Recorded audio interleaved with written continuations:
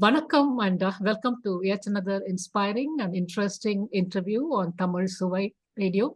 This is RJ Sudha, the founder and anchor of Tamizh Suvai Radio. We have had wonderful guests on our show, and many times we meet people who identify themselves as a kidney transplant survivor, a breast cancer survivor, or someone who's in remission mode or who have had a return of their cancer cells. But what if I tell you there's a person living around us who has had a very rare skin condition as a child, and then after a few years had a kidney failure and then transplant, or just that, and things move on. And then this was followed by ureter cancer, bladder cancer, a removal of both her kidneys, and then native kidneys, as they call it, and then angiosarcoma. All these things are new to me, all these terminologies. I just know cancer. I just know what is kidney transplant. I just know a few terms here and there. But and on all these, this is the superhero who's with us in the studio. Her name is Shoba Rao. Welcome to the studios, Shoba Rao. Hats off to you on your journey. Thank you, Sudha. Thanks for inviting me. Yeah, thank you. My pleasure. Thank you for sharing what you have, your journey with us, in your book. Kudos to you for coming out of such so many hurdles in your life. I mean, I really had to bring you on a show. This is just wonderful. Just to give a background about Shoba, she was all along known for her sharp memory, as I call her, elephant's memory. She's a distinguished Toastmaster.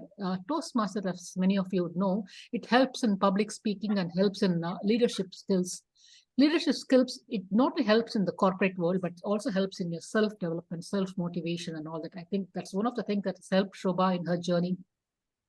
And she's had a successful career of 27 years in the semiconductor industry and a master's in Stanford University, but she completed after her first cancer. She has won a couple of awards in cooking contest. That is amazing. She's not only a techie, but also a cooking person who's passionate about cooking. And she started her scoop and bake with her friend, but she had to stop due to her health hurdles.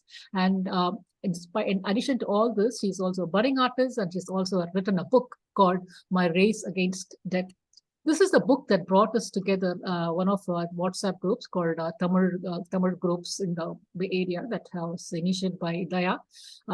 Introduced this book to me, and I sat down and finished this book within maybe 3 hours. I'm not very good with books, but this particular book, I finished it in like 3 or 4 hours, and I thought that just speaks about her determination, her perseverance, and how she fought the whole thing by herself, and of course with all the support system.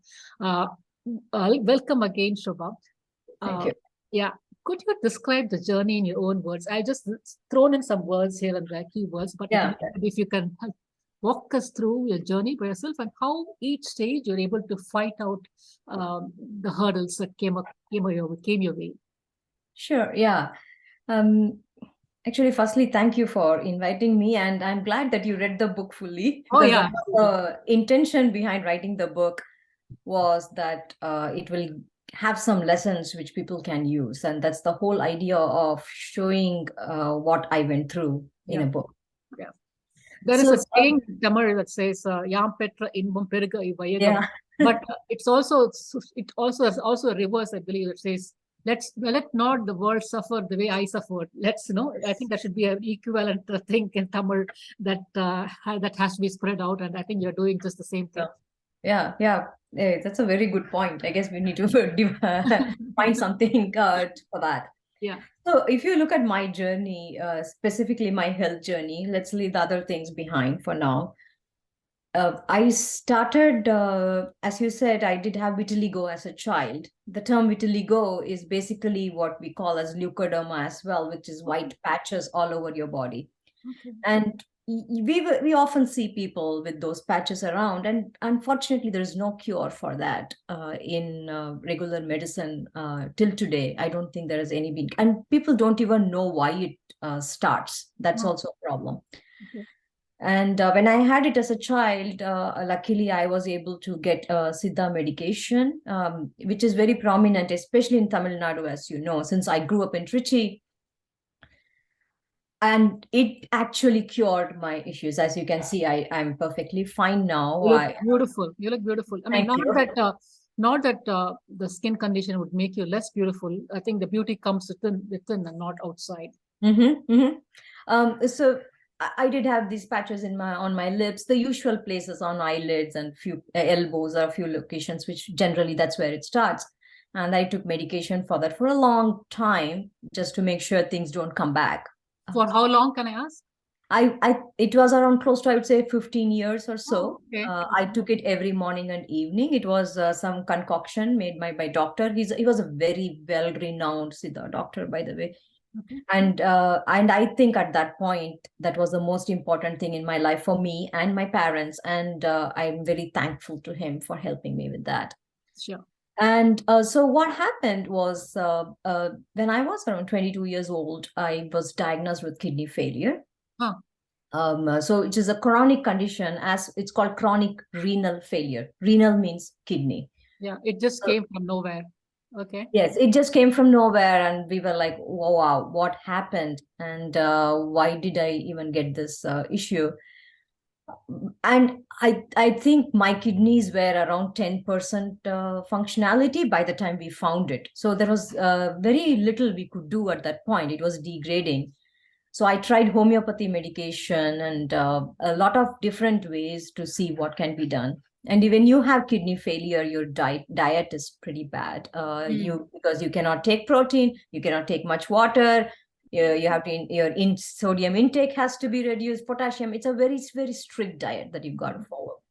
So that's when my mom graciously and generously decided to donate one of her kidneys to me. So nice. I mean, nothing beats a love of a mother for a child, as we all know. Yeah. So I think she was somewhere around 54 then, and I was 23 when I went through this kidney transplant. So she donated her left kidney, which I have till today. It's this June, it will be 25 years. Wow. That shows, I mean, this happened in India. Yes. That was so many years ago, 25 years ago. It just shows the success rate of kidney transplant. Yes. Healthy, even if your mother was 54 and you are 22, it just shows how successful the kidney transplant technology and the medication, everything was. Yeah. Can I ask which hospital was it and how good was it? It was called Lakeside Hospital. It used to be in Alsur in Bangalore. Okay. And so I'm not sure how it is right now, but this is, as I said, it's like 25 years ago. And the nephrologist there, and they had a transplant unit in that hospital. It was one of the few that were doing really kidney transplants. And as far as I know, even like a few years later, people from Nigeria, Pakistan, Bangladesh, all these people came there for that transplants. So it was and the doctors were very well known, that particular transplant team, led by a nephrologist called Dr. Sundar. And so when I had that kidney transplant there, in fact, there was like one full ward, which is full of transplant patients. And it was a successful transplant, as I told you, till today. It's going strong. It's going strong. Mother is still, your mother is still. My mother is still fine. She is 79 years old now, and she's still going strong as well. Yeah. So that was the first one. I had my kidney transplant, and then I was still working. I was working in Texas Instruments then, and that's where my career started. And after a while, I did move to the US. I came to the Bay Area after getting married to my husband, Suresh. And once I came here, somewhere around, I think, 2004, end of 2004 is when we found that I had a tumor in one of my ureters. Ureter is basically a channel that connects from the kidney to your bladder. So they found a cancer in my right kidney, the right ureter. And so the only clear thing to be done was to remove that whole kidney. Anyway, it was not functioning. And I know, Sudha, when we were talking, you were also asking about kidney transplant. For people who don't know, when we do a transplant, unless the kidneys are infected, the old kidneys are left inside. And only the transplanted kidney is put in a different location inside your body. They kind of squeeze it in your abdomen. Put it there. So the cancer. So basically, you have 3 kidneys. and one is not functional. Okay. Two are not functional. Two of mine are not functional, right? Only the transplanted kidney works. Okay. Do they do anything to deactivate the old kidneys? They are already deactivated. They They failed. don't work anyway. Okay. Yeah. Okay. So I'm talking like a software engineer. right. I know. I can Deactivate see the that. servers and then put in the Yeah. new server. Okay. Right. Yeah. Okay. And sometimes they do remove it depending on the situation.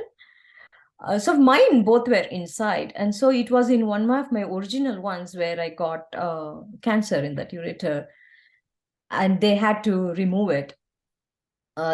In fact, I would say it was a feather in my doctor's cap when he did that surgery, the urologist who did that surgery, because you have the kidney, the transplant kidney sitting like here, and then so the old kidney's ureter is coming behind that. This is sitting on top.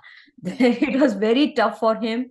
So Reach he out. had to go. Yeah, he had to go different sections, different ways, try to get things out. It was a massive surgery, I should say. And yeah, so that was my first bout with cancer. It was, I think, more than massive. I think it was a very intricate surgery, right? When I say massive, because when you remove a kidney, for many people, you have to cut a rib because it's under the rib. And the muscle that is there on your right side is the largest muscle in your body. So you have to cut through those muscles. Oh my. Okay. So generally it is, it's a little bit painful, I should say, when they do it. That's what I meant by massive. My mother went through that to donate her kidney to me, right? Oh my goodness. But then he had to go through the bladder. He had to cut the bladder to reach the kidney. There are a lot of things he did, but he did a very good job.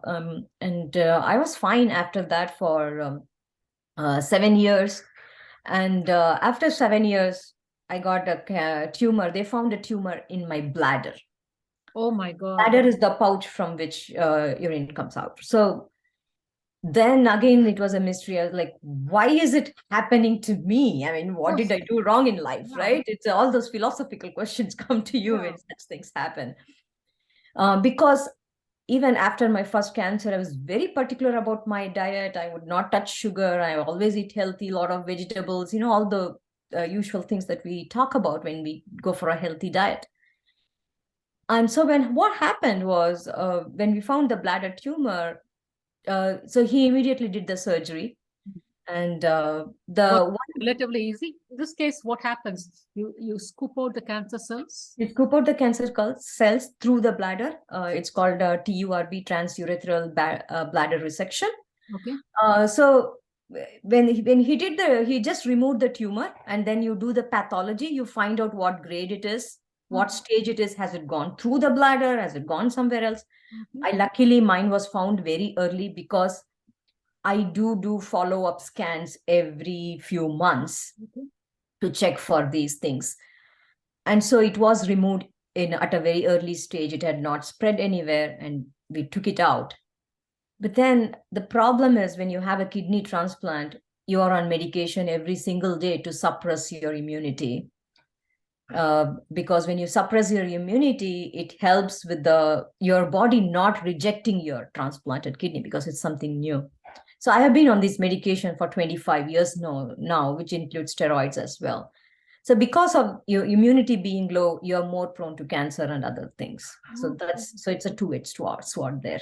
Okay. And so anyway, when we found the bladder cancer and I was doing my research, that's when I found that I came across an article, a paper. Research driven by why me?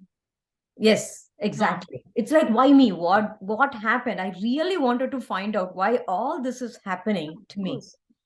And my engineering brain needs a logical reason. I cannot, if somebody tells me, oh, it's bad karma, you were born as a snake previous year in Janma and all that, I cannot take it. For me, it has to have a logic behind it. Yeah.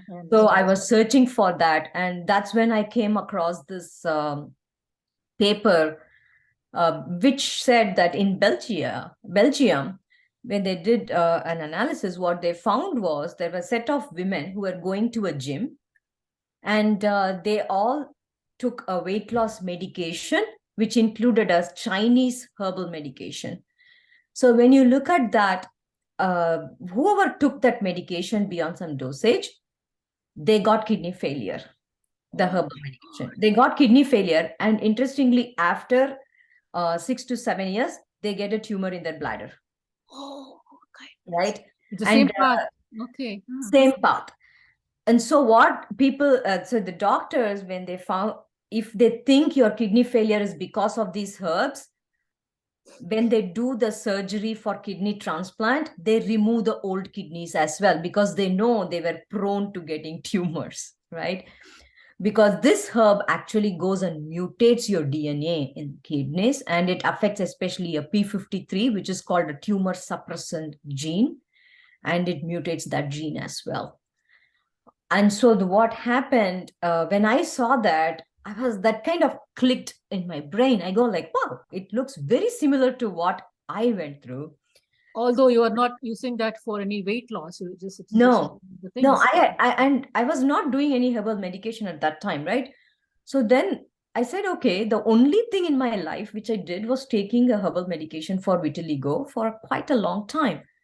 So I immediately went and searched for articles about vitiligo as to what is it that they give in Siddha medication. See, as most of us know, in India, when somebody gives a herbal medication, or they don't tell us what is in there generally. We just take it. It's a pure trust and faith system. And I'm not blaming the doctors. They are giving it with pure trust in the herbs, and also they really want you to become better.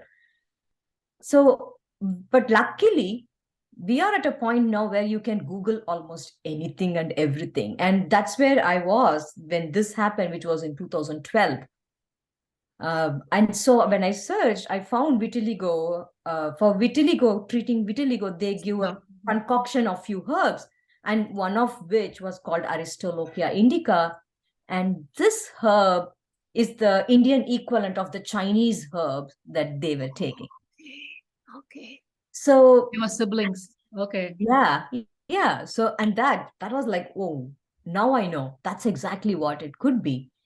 And also this herb is, in fact, people, they use it for various things, even including cancer. Interestingly, it is used to, if you Google Wikipedia today, it will say it is nephrotoxic, which is toxic to the kidneys, right? It clearly states that.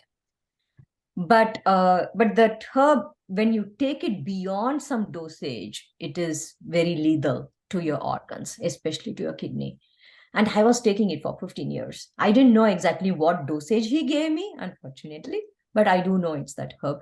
In fact, when I had the kidney failure, that was the first thing I asked my doctor. And he said, maybe, but I don't know what was in your herb.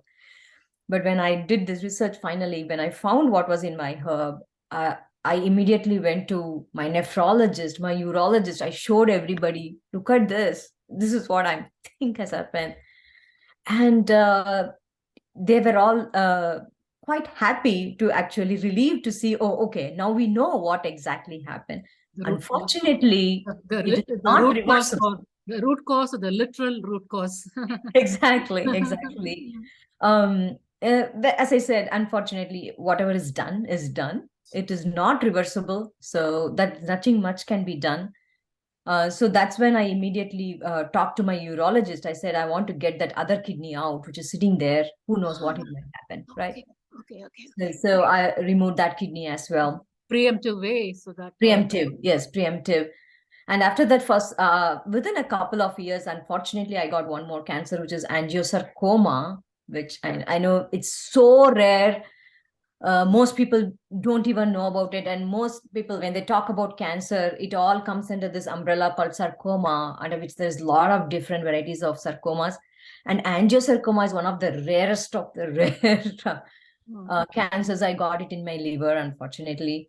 And I don't know why I got it. To be frank, maybe it's the herb, maybe the liver was processing it, or I don't know, or it could be just my immune suppression that caused it.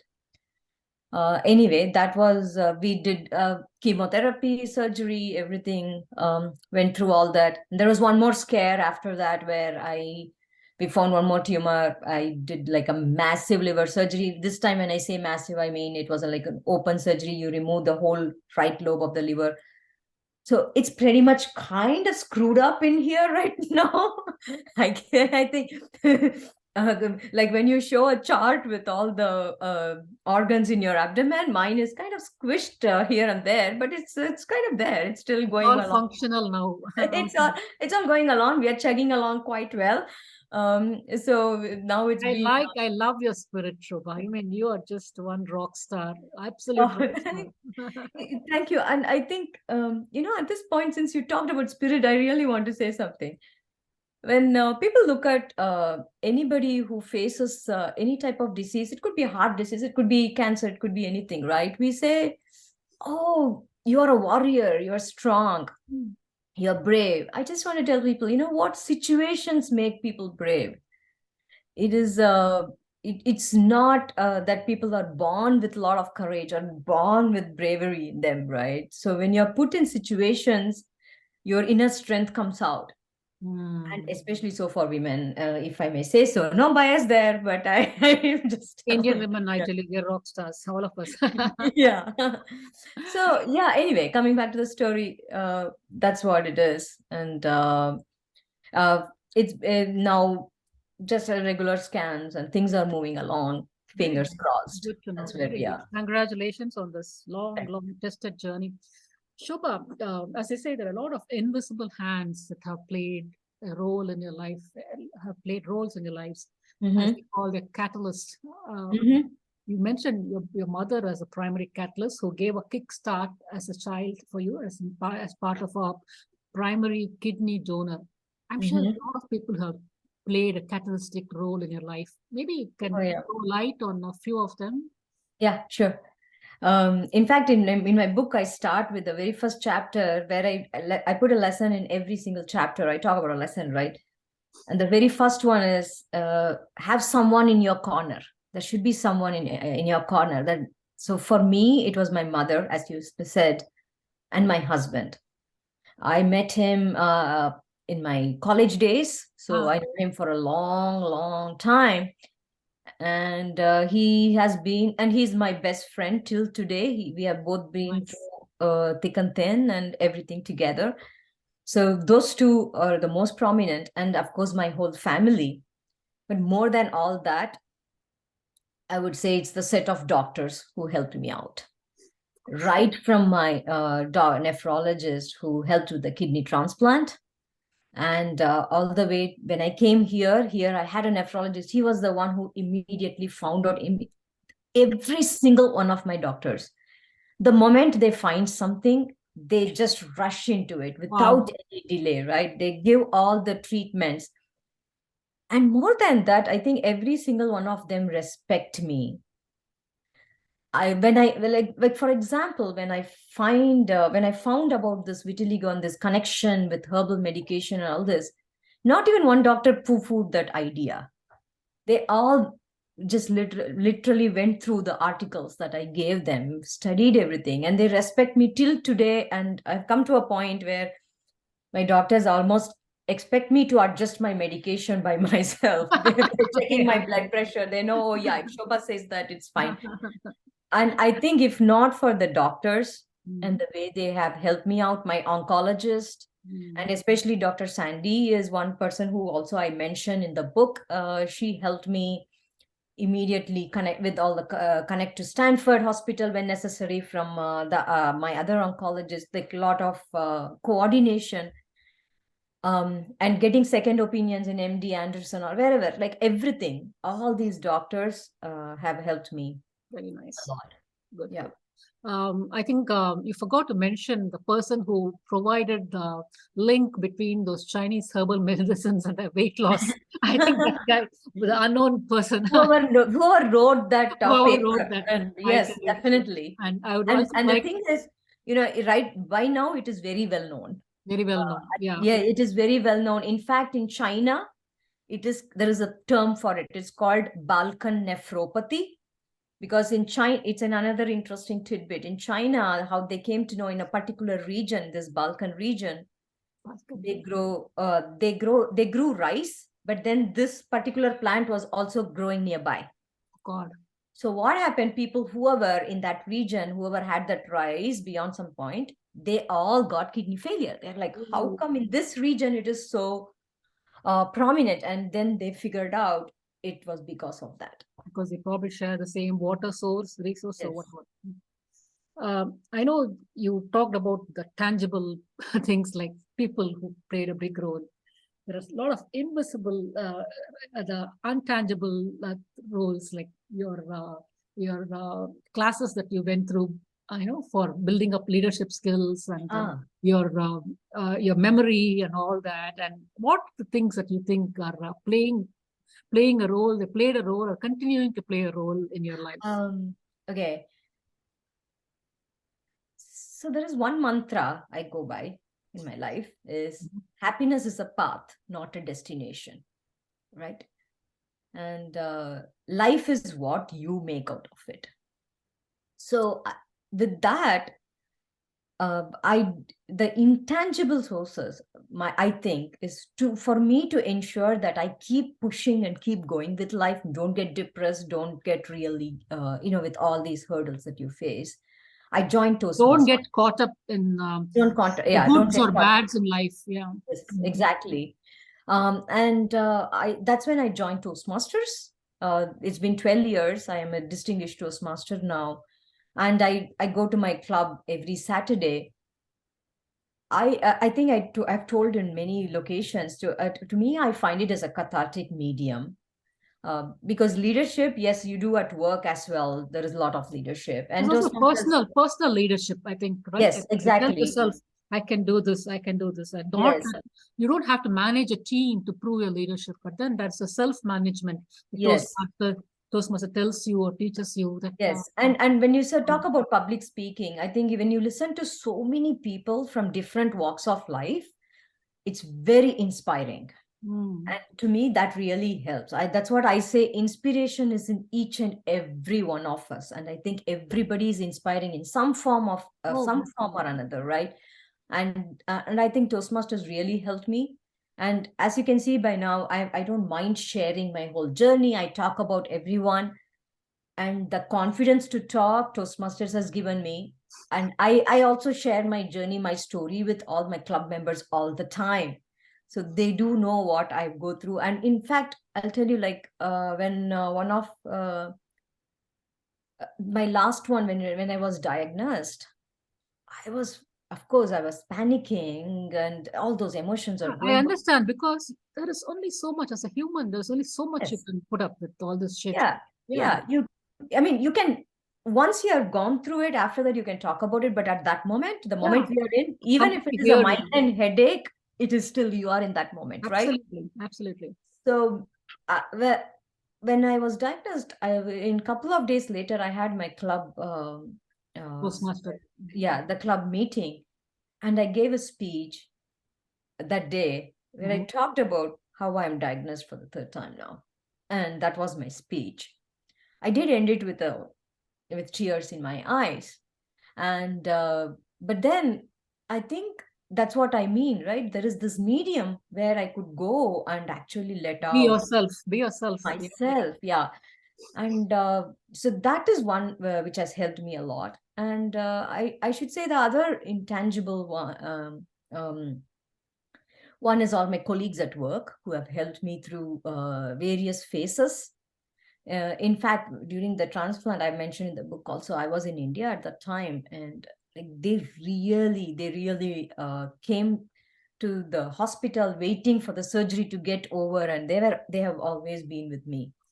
And even here, yeah, I have moved companies in my career, and so every one of them have seen me going through something or the other.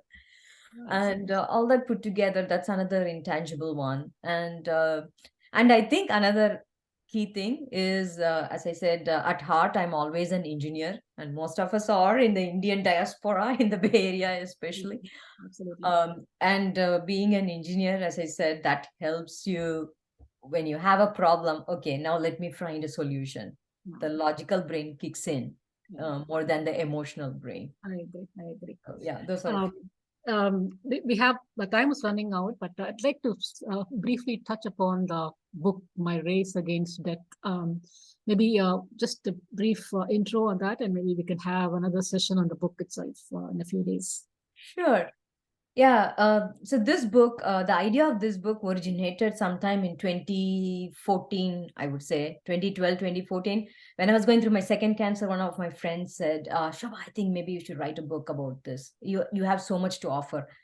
I was hesitant. I was still not ready to tell the world. And then after that, in 2014, again, the same thing. Okay, maybe I should start writing.